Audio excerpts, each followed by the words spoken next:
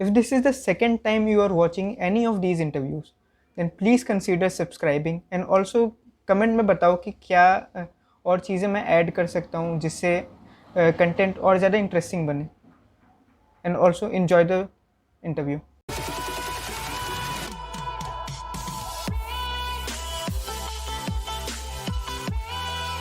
Hello and welcome to a new episode of Startup Sunday. Today we will be discussing about food blogging. For this we have Mr. Anubhav Sapra with us. He is the founder of Delhi Food Walks. If your YouTube feed is full of food blogs and similar things like that, then you must be knowing him. So, sir, please tell our viewers about yourself and also how you started your food blogging journey. I started food blogging in 2010. I started with a food blog by the name Street Food of Delhi. And the idea of starting a blog was just to document the stories of lesser known street food vendors spread over across Delhi. And I started writing the blogs every week. I used to write one blog. Until 2017 18, I wrote many blogs. I think for 7 8 years I was writing it. Since 2018, I have changed my format. Now I make vlogs, I make videos. Yeah. So I travel all over India. In last 2 years, I have covered almost 18 states, and I document the street food. I document the stories. I tell stories of people through food. So that's what I do for my living. So sir, ये food blog start करने से पहले आप क्या करते थे? क्या please audience को अपनी जर्नी के बारे में बता सकते हैं? जर्नी की आप बात करें तो बहुत ही आप कहें तो एक तरह से फेलियर वाली जिंदगी रही मेरी।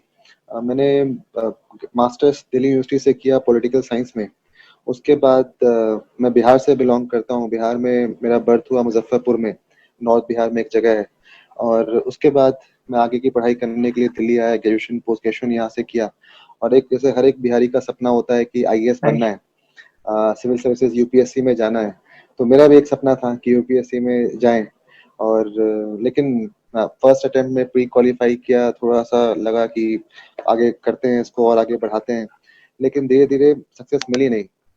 वहाँ से एक फेलियर मिला पहला। उसके बाद फिर हुआ कि अब जब समय लगा ही दिया है, लेकिन कुछ समाज के लिए करना है, तो क्यों ना कुछ एनजीओ, कोई एनजीओ ज्वाइन कर लिया जाए, नॉन प्रॉफिट ऑर्गेनाइजेशन ज्वाइन कर लिया जाए। तो मैंने 2010 में एक एनजीओ ज्वाइन किया, जो जो बच्चे सड़क पे रहते हैं, जो बच्चे बेघर हैं, उनके लिए काम करना शुरू किया। और फुल टाइम ये काम करता था मैं। उनको रेस्क्यू करना स्ट्रीट से, उनको शेल्टर होम्स पे ले जाना, और वहाँ पे वॉलंटियर्स रिक्रूटमेंट करना, ऐसा काम काफ़ी चीज़ें करता था। उसके बाद फिर 2014 तक ये चला। मैं फुल टाइम लगभग 4 साल उस एक ऑर्गेनाइजेशन है दिल्ली में, उनके साथ रहा। और साथ ही साथ जब मैं उनके साथ था तो मेरे को फूड में इंटरेस्ट था बचपन से ही, मतलब खाने का शौक था नई नई जगहों पे।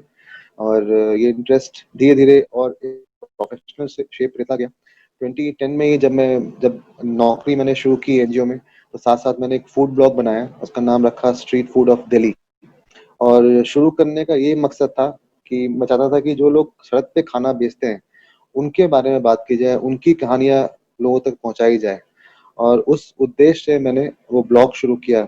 और सिंसियरली हर शनिवार को एक ब्लॉग पोस्ट करता था, और कोशिश रहती थी कि उनके बारे में बताएं, क्या मिलता है, कैसे मिलता है, क्या फ्लेवर्स हैं उनके यहाँ, जो वेंडर्स हैं उनकी कहानी बताएं।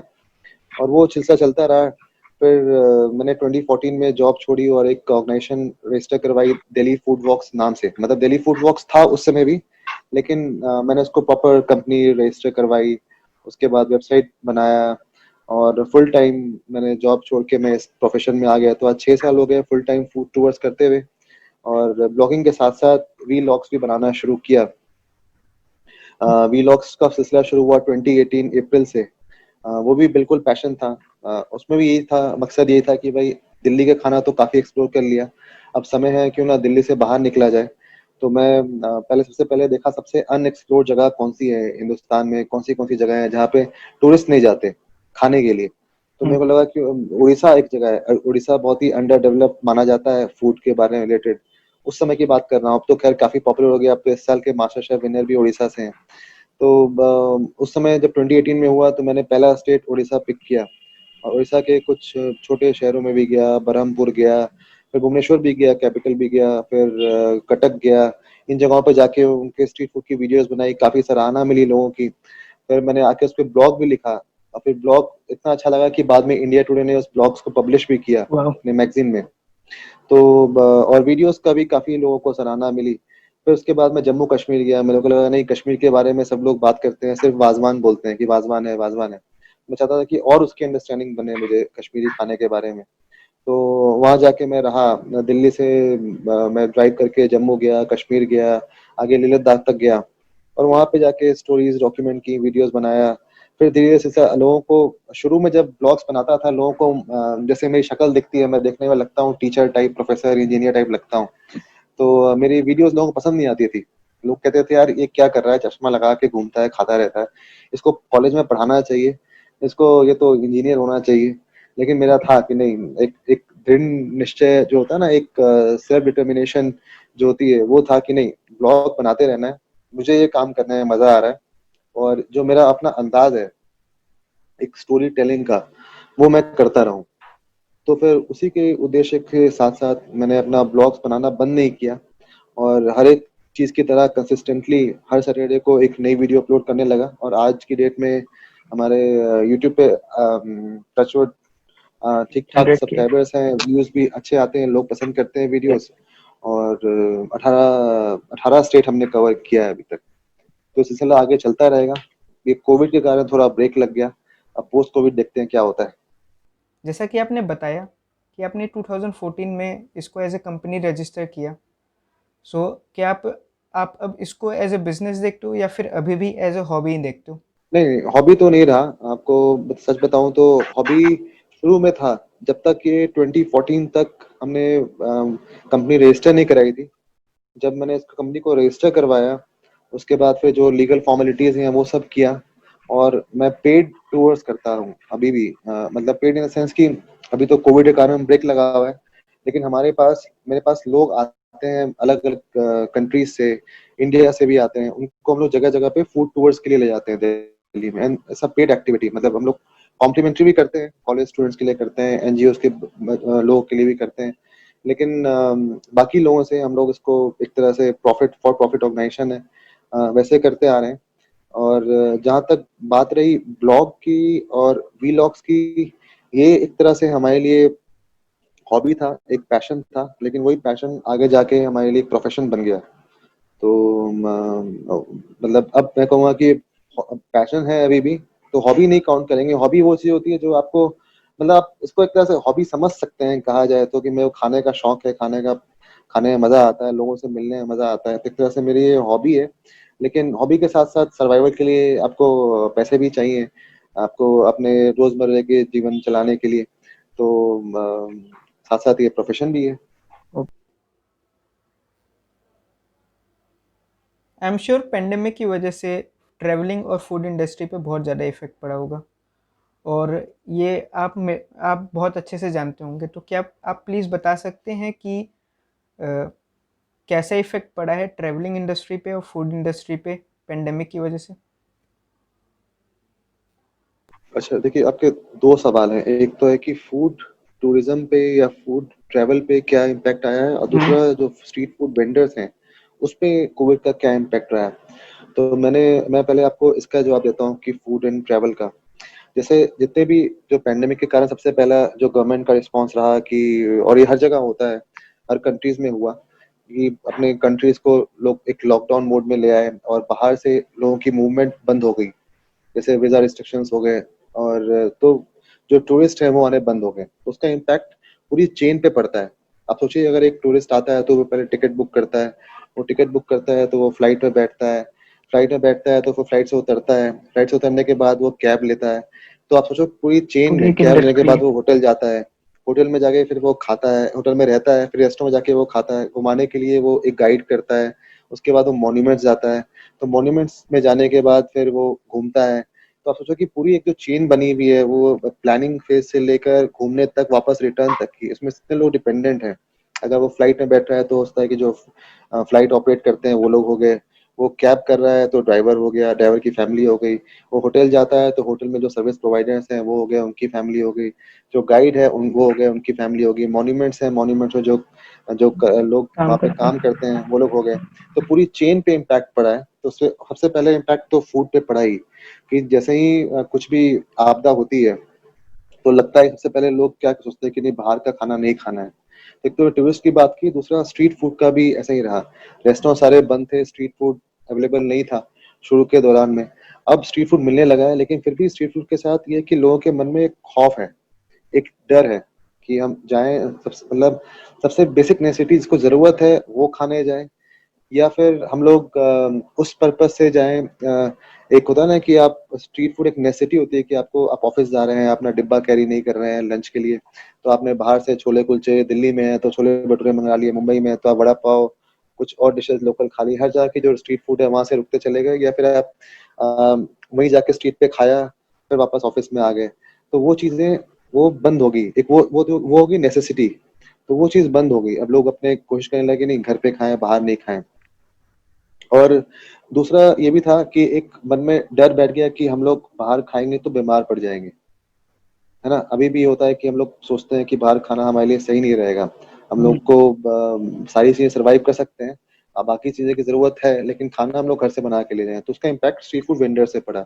अब बात करें स्पेसिफिकली स्ट्रीट फूड वेंडर्स की, तो इस स्ट्रीट फूड इंडस्ट्री को बोलें या वेंडर को समझने के लिए हमें ये समझना पड़ेगा कि स्ट्रीट फूड वेंडर्स आते कहाँ से, कौन है ये लोग स्ट्रीट फूड वेंडर्स, इनके बारे में आप जाने। अगर मैं एग्जाम्पल, आप कहाँ रहते हैं, दिल्ली के ही हैं आप? मैं पढ़ता दिल्ली में हूँ और बेसिकली हूँ गोरखपुर से। अच्छा, आप गोरखपुर से, दिल्ली में कहाँ रहते हैं? नोएडा सेक्टर 62। अरे तो आप तो यूपी में रहते हैं। वहीं यूपी दिल्ली। नोएडा यूपी में, आप एनसीआर बोले या फिर वीपी एनसीआर। बोले। हाँ, तो देखिए, अब जब स्ट्रीट फूड वेंडर्स की बात करते हैं तो स्ट्रीट फूड कौन है? अगर आप नोएडा की बात करें तो कुछ लोग तो जो होंगे, जो स्ट्रीट वेंडर्स जो वहीं के रहने वाले होंगे। मतलब जो, अगर मैं दिल्ली का एग्जांपल लूँ तो जो स्ट्रीट फूड वेंडर्स हैं, कुछ तो हैं जो दिल्ली में ही रहते हैं। वो उनका घर में, उनका घर यहीं पे है, वो बिलोंग यहीं से करते हैं। वो दिल्ली से बिलोंग करते हैं, या यूपी वाले यूपी से बिलोंग करते हैं, वो स्ट्रीट फूड हम्म। वेंडर्स हैं। एक स्ट्रीट फूड वेंडर्स का वो तबका है जो माइग्रेट करके दूसरी जगह से यहाँ आके काम करता है। ठीक है, जैसे हम्म। मान के चलिए, एग्जांपल देता हूँ मैं आपको, पराठे वाली गली, दिल्ली के पराठे वाली गली। दिल्ली पराठे वाली गली में आप जाएं, सबसे पुरानी दुकान 1872 से वहां पे है, पंडित गया प्रसाद शिवचरण। उस दुकान में जो जितने भी वेंडर्स हैं, जो मतलब जितने भी वर्कर्स हैं, वो सारे के सारे बिहार से हैं। हम्म। जब लॉकडाउन हुआ वो लोग घर चले गए, सारे माइग्रेट कर गए। वापस चले गए। वो एक होता रिवर्स माइग्रेशन हुआ, लोग वापस अपने गांव की हम्म। तरफ जाने लगे। तो ये दो तरह के लोग हैं, एक तो जो यहाँ रहते हैं, दूसरे जो माइग्रेट करके आए। तो जो यहाँ रहते हैं उन लोगों ने अपनी दुकानें शुरू करना शुरू कर दिया, और जो माइग्रेशन हुआ, जो चले गए वापस, वो थे नहीं, अब धीरे धीरे वापस आने लगे हैं। तो अब दुकानें थोड़ी दिखने लगी हैं, लेकिन पिछले 5 महीने से वो नहीं दिख रहे थे क्योंकि वो अपने घर पे थे। मेरी अभी बात हो रही थी पराठे वाली गली के ओनर से, वो शायद, उन्होंने दुकान, मैं गया नहीं हूँ, लेकिन वो हम्म। मुझे बता रहे थे, उन्होंने अगस्त के महीने में मुझे कॉल किया, बताया कि 1 तारीख से दुकान खुल रही है और हाफ आधे वर्कर्स वापस आ रहे हैं। तो हर जगह यही रहा है कि अब वो वर्कर्स वापस आ रहे हैं तो दुकानें खुलनी शुरू हो गई है।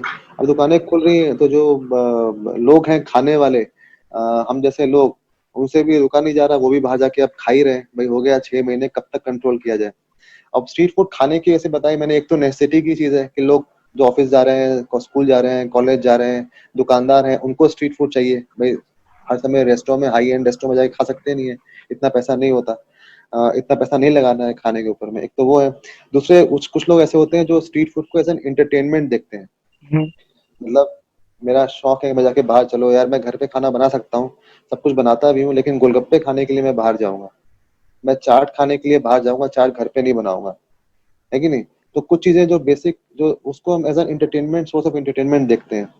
तो वो जो एंटरटेनमेंट देखता था स्ट्रीट फूड को एक तबका, उन लोगों वो ने उनको उसको अवॉइड करना शुरू किया। लेकिन अब दोबारा से वो लोग भी जा रहे हैं, क्योंकि उनको भी पता चल गया कि जो स्ट्रीट फूड वेंडर्स हैं उन्होंने प्रिकॉशंस लेने शुरू कर दिए। मैं अभी कल बाहर से आया हूँ, मैं हरियाणा गया हुआ था, तभी मैं उस दिन आ नहीं पाया, आपसे बात नहीं हो पाई। हम्म। तो हरियाणा गया हुआ था, मैं रोहतक गया, मैं गोहाना गया, गोहाना की जलेबी बहुत फेमस है, रोहतक होके आया, उसके बाद मैं एक गाँव में भी गया। मेरा देखना था कि मैं लॉकडाउन के बाद 6 महीने बाद मैंने शूट किया, तो मैं देखना चाह रहा था कि क्या माहौल है शहरों का, दिल्ली के अलावा भी। अब मैंने सोचा आसपास रोहतक ही चल लेते हैं। तो वहां देखा कि अब सब लोगों ने प्रिकॉशंस लेने शुरू कर दिए हैं। वो कहीं कुछ ज्यादा है, कहीं कुछ कम है। सेफ्टी मेजर्स किसी ने ज्यादा लिए हुए हैं, किसी ने कम लिए हुए हैं। लेकिन आप जाओगे हर एक दुकान पे आपको लाल हरे नीले रंग की सैनिटाइजर की स्प्रे की बोतल रखी हुई थी। आपको यूज कर रहा नहीं कर रहा वो उसके ऊपर है, लेकिन उन्होंने रखा हुआ है। मास्क दुकानदारों ने लगाया हुआ है, कुछ ने लगाया हुआ है, पकाने वाले लगा नहीं रहे थे। उनसे पूछा मैंने क्यों नहीं लगाया, तो उन्होंने बताया कि भाई इतनी ज्यादा गर्मी। गर्मी होती है, इतने हीट पे तंदूर पे मैं काम कर रहा हूँ, तो कितना पसीना आ जाता है अंदर में। और अच्छी बात है, मैं तो मानता हूँ कि नहीं करना चाहिए। क्यों? हम्म। क्योंकि आपको पसीना आ रहा है, आपके मांस में कीटाणु हो रहे हैं, जर्म्स हो जाएंगे। वही मास्क को आप बार बार हाथ लगा रहे हैं, वो आप रोटी में भी लगा रहे हैं और तंदूर में भी लगा रहे हैं पसीने को। तो बेटर है भाई ऐसा तो करो, आप फायदे वहां से पे ज्यादा वो पकाने वाले नुकसान ही हो जाएगा। नुकसान ही हो जाएगा। जो हम्म। सर्वर है उनको लगाना मस्त है, क्योंकि वो खाना पका नहीं रहे हैं।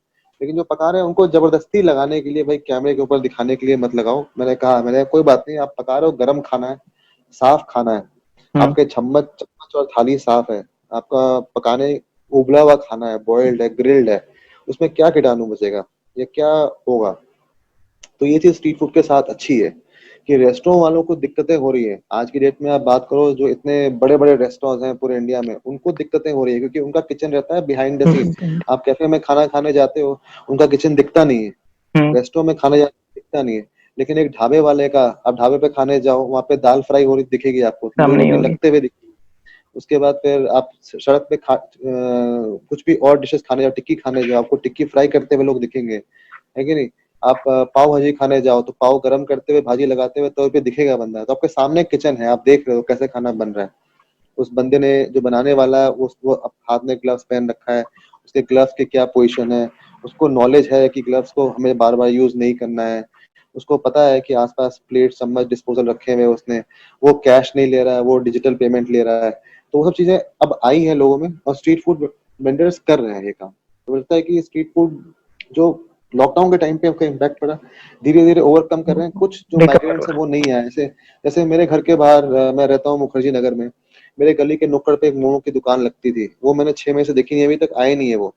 मैं आज शाम में भी होके आया, वो दिखे नहीं मेरे को। तो हो सकता है कि वो अभी तक आए नहीं है, वो नेपाल के थे या पता नहीं कहाँ के थे। हो सकता है कि दोबारा जब कुछ दिनों बाद वो भी वापस आ जाए। हम्म। बेसिकली आज हम लोग डिस्कस कर रहे हैं फूड ब्लॉगिंग और ट्रैवल ब्लॉगिंग का बिजनेस साइड। तो आजकल का यूथ है उसको ये सारे करियर ऑप्शंस बहुत ज़्यादा अट्रैक्टिव लगते हैं कि करना ही क्या है, कैमरा उठाना है और वीडियोस बनानी है और अपलोड कर देना है। तो बिहाइंड द सीन्स क्या क्या मेहनत लगती है और ये कितना आसान या कितना डिफ़िकल्ट है आपके हिसाब से, आपके 8 साल के एक्सपीरियंस के हिसाब से? देखिए, आसान लगता है बाहर से देखने में, हम्म। बहुत ही इजी लगता है कि यार कैमरा उठाया और करना क्या है, खाली बोलना है खाना बहुत अच्छा है, और जो लोग बोल रहे हैं उनकी कहानी पहुंचा दी। तो वैसे भी लोग हैं जो ब्लॉगिंग करते हैं, और उनके भी बहुत ज्यादा व्यूअर्स भी हैं, उनके बहुत ज्यादा फॉलोअर्स भी हैं। वैसे लोग भी हैं, उनकी भी दुकान चल रही है। हम्म। तो अगर दुकान चलानी है तो दुकान तो चल जाएगी, लेकिन लॉन्ग टर्म तक दुकान नहीं चल सकती। कब तक आप लोगों को वही चीज बताते रहोगे? उसके लिए थोड़ी नॉलेज की बात भी होती है कि आपको पता होना चाहिए। तो कुछ ठीक है, एडिशनल वैल्यू देनी चाहिए, देनी रहेगी। एडिशनल, हाँ। तो मेरी कोशिश ये रहती है कि आप मेरी ब्लॉग्स कोई भी उठा के देख लो, 2018 से लेकर आज की डेट तक, आपको मेरी ब्लॉग देखने के बाद एक तो उस शहर का खाना समझ में आएगा, उसके हम्म। पीछे कहानियां समझ में आएगी, आपको एक नॉलेज मिलेगा। मतलब मैं ऐसे ऐसे स्टूडेंट से मिलता हूँ, मतलब हर जगह पे लोग बोलते हैं कि मेरी वीडियो से उनकी तरफ से पढ़ाई हो जाती है। जैसे एग्जांपल देता हूँ मैं आपको, अभी मैं जब हरियाणा में शूट किया, तो मैं देखा, एक बात करते हैं बाजरे के बारे में। हम्म। बाजरा है, उसको अंग्रेजी में पर्ल मिलेट बोलते हैं। अब मैंने उस वीडियो में शेयर किया कि भाई इंडिया सबसे बड़ा प्रोड्यूसर है पर्ल मिलेट का। उसकी सबसे ज्यादा खपत, मतलब उपजाया जाता है इंडिया में, राजस्थान में। मैंने दो फैक्ट बता दिए, एग्जांपल दे रहा हूँ मैं आपको, मतलब बड़ी बात नहीं कर रहा, हम्म। लेकिन छोटी सी बात है। मैंने दो इन्फॉर्मेशन शेयर किए, तो कोई स्टूडेंट भी देख रहा होगा, उसको समझ में आएगा, अच्छा ठीक है, हमारे इंडिया का लार्जेस्ट प्रोड्यूसर है पर्ल मिलेट में, इंडिया है, राजस्थान में उपजाया जाता है, उसके क्या फायदे होते हैं, वो खाना कैसा लगता है खाने में, वो क्यों खाना चाहिए, वो कम पानी में भी उपजाया जा सकता है। आज के डेट में हम लोग गेहूं और चावल की तरफ चले गए ग्रीन रेवोल्यूशन के बाद।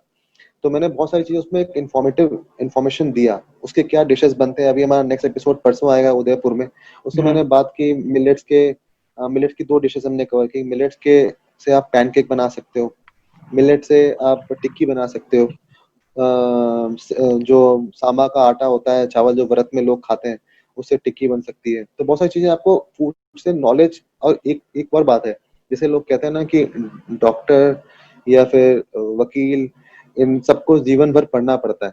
आप हर एक आप जीवन भर लर्न करते रहते हो हर एक चीज। Same goes for food blogging and travel blogging as well, कि आपके लिए हर एक दिन नया दिन होता है, हर एक दिन आप नई चीज सीखते हो। तो वो अगर उस सोच से आप वीडियोस बनाओगे तो आपकी वीडियोस लॉन्ग टर्म तक लोग, मैं अगर अपनी वीडियोस 2 साल बाद भी देखूंगा, 5 साल बाद लगे मैंने अच्छी वीडियो बनाई, अच्छा हम्म, कंटेंट बनाया। एक होता है सिर्फ शोबाजी के लिए वीडियो बनाना, सिर्फ दिमाग में हो कि मैं व्यूज लाऊं, वो एक अलग चीज है।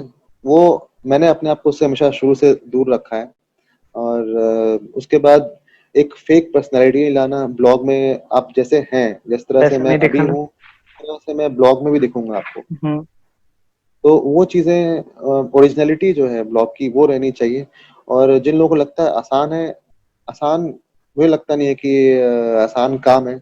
अगर आप आसान की तरह देखोगे तो फिर वीडियो बस एक शोबाजी टाइप बन जाएगी। लेकिन अगर आप इंफॉर्मेटिव वीडियो बनाना चाहते हो तो उसके लिए आपको पढ़ना भी पड़ेगा, रोज नई चीजें सीखनी पड़ेगी, जानकारी इकट्ठी करनी पड़ेगी, तभी आप जाके अच्छा ब्लॉग बना सकते हैं। और अपने आप को बिल्कुल हमेशा ओपन रखना पड़ेगा कि मैं नई चीज सीख रहा हूँ, मैं जा रहा हूँ सड़क पे लेकिन मैं सीख रहा हूँ और वो सीख के लोगों के साथ शेयर कर रहा हूँ। और वैसे बनाना है तो भाई हमारे बहुत सारे सोशल मीडिया प्लेटफॉर्म्स हैं ही, फोटो अच्छी अच्छी मिली जाती है। आप आज की डेट में सबके मोबाइल में अच्छा कैमरा है, हम्म। फोटो अच्छी से ले लो, 4 लाइन अंग्रेजी से लिख के आप कैप्शन डाल के अपलोड कर दो। लोग पढ़ने वाले फोटो ब्लॉग पढ़ते, वो पढ़ते भी नहीं है, वो फोटो देख के क्लिक लाइक कर देते हैं। इंटरनेट पे कोई भी बिजनेस करने के लिए बहुत सारी चीज़ें एडिशनली सीखनी पड़ती है, इन द प्रोसेस सीखनी पड़ती हैं, जैसे कि एसईओ हो गया, कीवर्ड रिसर्च हो गया। तो आपके साथ क्या है, मतलब कि आप ये अभी भी सीख रहे हो या फिर आपने कैसे सीखा? मैं अभी भी नहीं सीख रहा हूँ, और ना मुझे उतना इन्फॉर्मेशन है, ना उसके बारे में पता है। ओके। पता है, वर्ड पता है, एसईओ सर्च इंजन ऑप्टिमाइजेशन को बोलते हैं, और गूगल एडवर्ड्स होते हैं, ये सारी चीजें होती है। लेकिन मैंने उस पर ध्यान लगाया ही नहीं। ऑनेस्टली बताऊं, मेरा ध्यान रहता है मेरे अपने कंटेंट पे। जो हम हुँ, लोग 2 लोग जाते हैं शूट करने के लिए, तो एक चीज देखते हैं कि कंटेंट कैसा बना रहे हैं। हमारे दिमाग में वो नहीं होता है, अरे ये शूट करो, ये व्यूअर्स को पसंद आएगा, अरे ये करो, इससे हम ये डाल सकते हैं। तो वो चीजें नहीं करते, और नेचुरली वो चीज सपोर्ट करती है। और आपको बताओ एक बात, ऑडियंस जो है ना, जो व्यूअर्स होते हैं, अब खासकर जो तो वीडियोस देखते हैं या हुँ, ब्लॉग पढ़ते हैं, वो सब समझते हैं। ठीक है, उनको समझ में आता है कि ये दाल है और ये चावल है और ये क्या है, डिश क्या है, वो सब समझते हैं। तो उनको आप बेवकूफ नहीं बना सकते, आपको घुमा नहीं सकते कि यार ये ऐसे करते रहे, वैसे उसके भी वैसे भी लोग हैं वो जो देखना पसंद करते हैं। हुँ। लेकिन ऑडियंस समझदार है, ऑडियंस देखती है, वो जानती है कि कौन क्या कंटेंट बना रहा है। और उसके लिए मुझे लगता नहीं है कि आपको इतने डिटेल में जाने की, हम लोग कोई मार्केटिंग एजेंसी तो है नहीं कि हमें सामान बेचना है कुछ अपना। और ना मैं हुँ। आपको, अब मैं प्रोडक्ट हूँ, मैं अपने आप को बेच तो रहा नहीं हूँ, मैं अपने एक्सपीरियंस से शेयर कर रहा हूँ, मैं अपने अनुभव शेयर करता हूँ लोगों से, लोगों को कहानियां सुनाता हूँ। तो मेरे लिए वही एक तरह से प्रोडक्ट है, मैं अपने आप को प्रोडक्ट नहीं मानता। आप 8 साल से व्लॉगिंग कर रहे हो, तो आई एम श्योर आपकी एक पूरी टीम होगी। तो कितने लोगों की टीम है और कितना एफ़र्ट जाता है एक स्टेट को कवर करने में, उसकी पूरी स्टोरी दिखाने में? क्या आप प्लीज़ इसके बारे में बता सकते हो? बहुत जाता है, बहुत मेहनत लगती है प्लानिंग करने में। एक एक चीज प्लान करने में, शुरू में था हम लोग कहीं भी चले जाते थे, जैसे जैसे आप ग्रो करते हो आप चीजों को और अच्छे से प्लान करते हो। जीवन में भी हर चीज में ऐसा होता है। एक कॉलेज स्टूडेंट फेज में होता है, यार ये भी कर लेते हैं, वो भी कर लेते हैं, एक्सपेरिमेंट कर लेते हैं। हालांकि एक्सपेरिमेंट आज भी हम लोग कर रहे हैं, लेकिन अब थोड़ा प्लान्ड एक्सपेरिमेंटेशन होता है कि अब हम यहाँ जाएंगे, ये हमारा होस्ट रहेगा, इनके साथ हम ये कवर करने वाले हैं, यहाँ जाएंगे, मतलब उस शहर में जाने वाले हैं। हालांकि हम होस्ट को बताते नहीं कि हमें क्या करवाओगे, वो बताओ, हमें जहां मन करे वहां ले जाओ, हम खुले दिमाग से जाते हैं। हुँ। तो और बात रही टीम की, टीम में हमारी बहुत छोटी सी टीम है, हम लोग सिर्फ 3 लोग हैं। एक हमारा कंटेंट राइटर है, श्वेता। वो मतलब साथ में ट्रैवल नहीं करती है, लेकिन आप अगर हमारे वेबसाइट पे वीडियोस पे सबटाइटल्स देखोगे तो वो सबटाइटल लिखती हैं, ब्लॉग्स आज के डेट में वो लिख रही हैं, सोशल मीडिया वो हैंडल करती हैं। और एक हमारे साथ कैमरा पर्सन है जो एडिटर भी है, राहुल है, और मैं। तो हम 3 लोगों की टीम है। जब ट्रैवल करते हैं हम सिर्फ 2 लोग करते हैं, राहुल और मैं, हम लोग साथ में ट्रैवल करते हैं और वीडियो शूट करते हैं, फिर लाते हैं, फिर एडिट करते हैं। हम लोग बहुत ज़्यादा भागते भी नहीं है, सिर्फ हफ्ते में 1 वीडियो अपलोड करते हैं, वो भी शनिवार को रात के 9 बजे।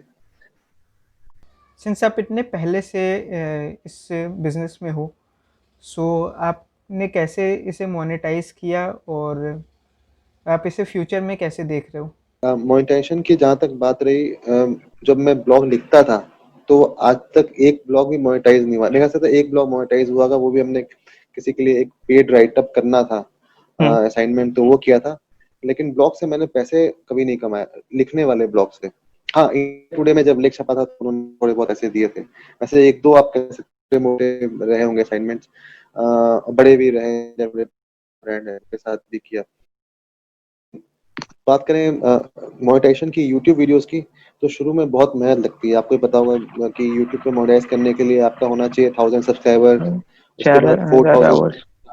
वॉच आवर्स होने चाहिए, हम्म। तब जाके वीडियो मोनेटाइजेशन शुरू होती है।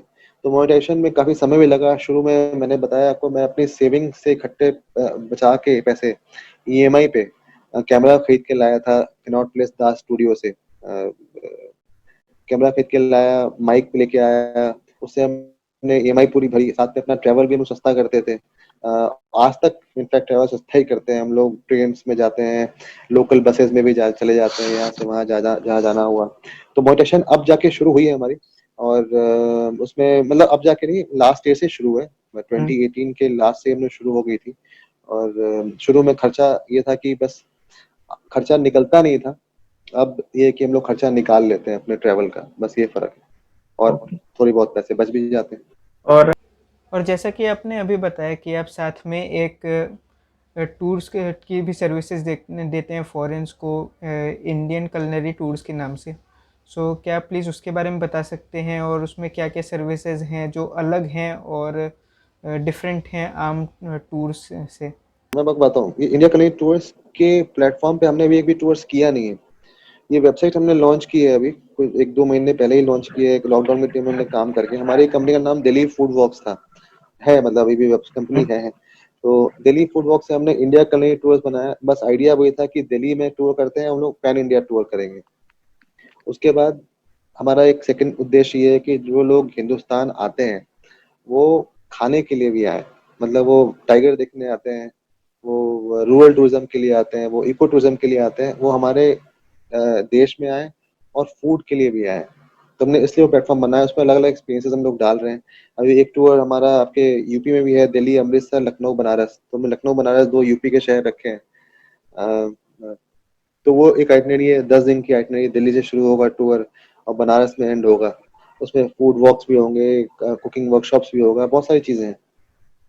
सो ओवरऑल आपका कोशिश है एक अच्छा एक्सपीरियंस देने की जिससे इंडिया में टूरिज्म प्रमोट हो। हाँ जी, हाँ जी, या हाँ जी। सो अगर कोई स्टूडेंट है जो ट्रैवल ब्लॉगिंग या फूड ब्लॉगिंग में अपना करियर शुरू करना चाहता है या फिर सोच रहा है, तो उसे आप क्या एडवाइस देंगे? देखिए, मेरा तो एडवाइस, मेरे से हमेशा एक सवाल पूछते हैं लोग, मैं सिर्फ 2 चीजें कहता हूँ। कि फर्स्ट, वो मेरा यूपीएससी के टाइम में भी था, सक्सेस नहीं मिला, बात अलग है, लेकिन मुझे दुख नहीं होता। दुख होता है, दुख होता है कि वो समय गया, लेकिन लगता है कि मैंने अपना 100% दिया। तो ब्लॉग शुरू करना है, कोई भी काम करें, आप ब्लॉग करें या पढ़ाई कर रहे हो या फिर आप कुछ भी करना चाहते हैं जीवन में, अपना 100% जरूर दें। सक्सेस फेलियर लगा रहता है जीवन में, वो चलता रहता है। और सेकेंडली, अपने आप को ओरिजिनल रखें, जो आपकी पर्सनैलिटी है उसी को आप अपने ब्लॉग या व्लॉग वीलॉग जो भी कर रहे हैं उसमें आना चाहिए। जैसे आप क्वेश्चन आंसर भी लिखते हैं किसी चीज का, तो आपकी एक पर्सनैलिटी उस पर रिफ्लेक्ट करती है, ठीक है। तो वही चीज ब्लॉग में भी दिखती है कि अपने आप को ओरिजिनल रखें, दूसरे की कॉपी ना करें और अपना 100% दें। और वो काम करें जिस काम को, ये सब ये मतलब हर बार हर लोग बोलते हैं, वो काम करें जिस मज़ा। काम करने में मजा आए, बस। सो आई थिंक आधे घंटे से ऊपर का सेशन रहा ये। और थैंक यू टाइम देने के लिए। और आई थिंक व्यूअर्स को बहुत कुछ सीखने को मिला होगा बिहाइंड द सीन्स से फूड ब्लॉगिंग और ट्रैवल ब्लॉगिंग के। So thank you, sir, for giving the time. Thank you Yeah. निहाल, आपको बहुत बहुत शुभकामनाएं। आप बहुत अच्छा काम कर रहे हैं और कभी गोरखपुर आना हुआ तो आपसे जरूर मिलेंगे, Yeah, आपके sure. साथ चलेंगे। Okay.